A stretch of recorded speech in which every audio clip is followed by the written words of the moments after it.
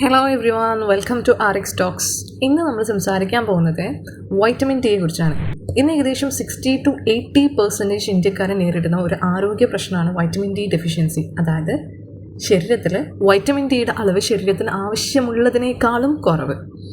പക്ഷേ ഇതുമൂലം ഉണ്ടാകുന്ന ആരോഗ്യ പ്രശ്നങ്ങൾ പലതാണ്. അപ്പോൾ ആദ്യം എന്താണ് ഈ വൈറ്റമിൻ ഡി എന്ന് നോക്കാം.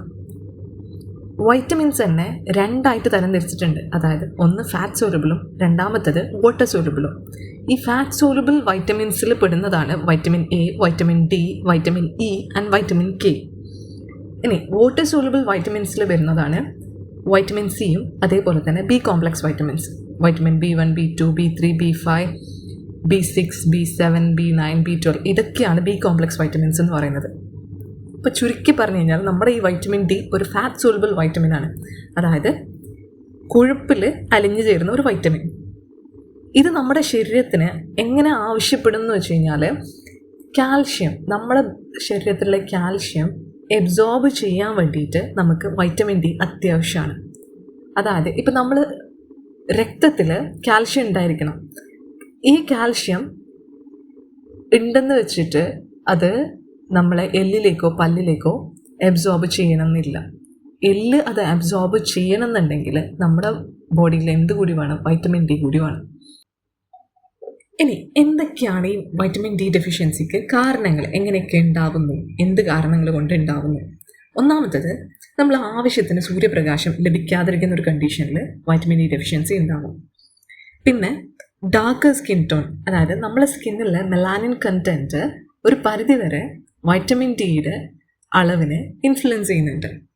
പിന്നെ പോഷകാഹാരക്കുറവ്, നമ്മൾ കഴിക്കുന്ന ഭക്ഷണത്തിൽ വൈറ്റമിൻ ഡി അടങ്ങുന്ന ഭക്ഷണങ്ങൾ നമ്മൾ കഴിക്കുന്നില്ല എന്നുണ്ടെങ്കിൽ നമുക്ക് വൈറ്റമിൻ ഡി ഡെഫിഷ്യൻസി ഉണ്ടാവാം. പിന്നെ പ്രായം കൂടി വരുന്നതിനനുസരിച്ച് വൈറ്റമിൻ ഡി ഡെഫിഷ്യൻസി കാണപ്പെടുന്നുണ്ട്. അതായത് പ്രായം കൂടുതലുള്ള ആളുകളിൽ പൊതുവെ വൈറ്റമിൻ ഡി ഡെഫിഷ്യൻസി കുറവായിട്ട് കാണുന്നുണ്ട്.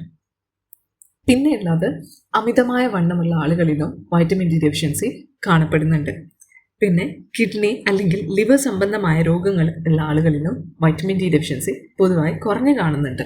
ഇനി എന്തൊക്കെയാണ് ഈ വൈറ്റമിൻ ഡി ഡെഫിഷ്യൻസിയുടെ സിംറ്റംസ്, അതായത് ലക്ഷണങ്ങൾ എന്തൊക്കെയാണ്?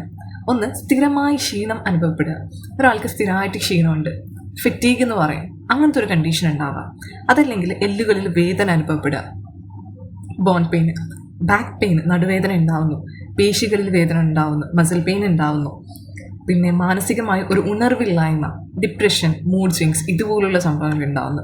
ഇങ്ങനെ ഇടയ്ക്കിടയ്ക്ക് പനി, ജലദോഷം പോലുള്ളവ വന്നു പോകുന്നുണ്ടെങ്കിലും നിർബന്ധമായും വൈറ്റമിൻ ഡി ടെസ്റ്റ് ചെയ്യാം.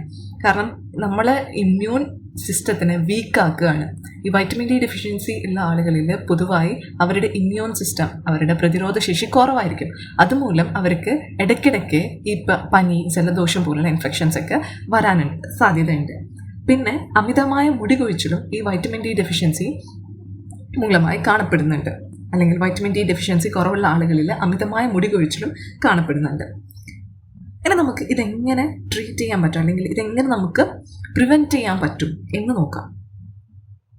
കുറഞ്ഞത് ഒരു 15-20 മിനിറ്റ് വരെയെങ്കിലും സൂര്യപ്രകാശം കൊള്ളാൻ വേണ്ടി ശ്രമിക്കുക. അത് ഈ സൂര്യപ്രകാശം കൊള്ളുക എന്ന് പറയുന്ന സമയത്ത് നമ്മൾ എന്താ ഉദ്ദേശിക്കുന്നത്? 10 മണി മുതൽ, രാവിലെ 10 മണി മുതൽ ഉച്ചയ്ക്ക് ഒരു 3 മണി വരെ ഇതിനിടയിലുള്ള സൂര്യപ്രകാശമാണ് കൊള്ളേണ്ടത്. പിന്നെ വൈറ്റമിൻ ഡി അടങ്ങിയ ഭക്ഷണങ്ങൾ കഴിക്കാം. കൊഴുപ്പുള്ള മീനുകൾ, മുട്ടയുടെ മഞ്ഞ, മഷ്റൂം, അതായത് കൂണുകൾ, ഫോർട്ടിഫൈഡ് മിൽക്ക്, ഈ വക ഭക്ഷണത്തിലൊക്കെ നമ്മൾ വൈറ്റമിൻ ഡി ധാരാളമായിട്ട് കാണുന്നുണ്ട്. അപ്പോൾ അങ്ങനെയുള്ള ഭക്ഷണങ്ങൾ നമ്മുടെ ഡയറ്റിൻ്റെ ഭാഗമായിട്ട് നമ്മൾ ഇൻക്ലൂഡ് ചെയ്യുക. പിന്നെ ആവശ്യമെങ്കിൽ സപ്ലിമെൻറ്റ്സ് എടുക്കുക. പക്ഷേ ഈ സപ്ലിമെൻറ്റ്സ് എടുക്കുന്ന സമയത്ത് ഡോക്ടറുടെ നിർദ്ദേശപ്രകാരം മാത്രം കഴിക്കാൻ വേണ്ടി നമ്മൾ ശ്രദ്ധിക്കുക. അപ്പോൾ ഇത്രയുള്ളൂ. കൂടുതൽ ഹെൽത്ത് റിലേറ്റഡ് ഇൻഫർമേഷൻസ് ലഭിക്കാൻ RX talks YouTube channel subscribe ചെയ്ത് വെച്ചോളൂ. Thank you.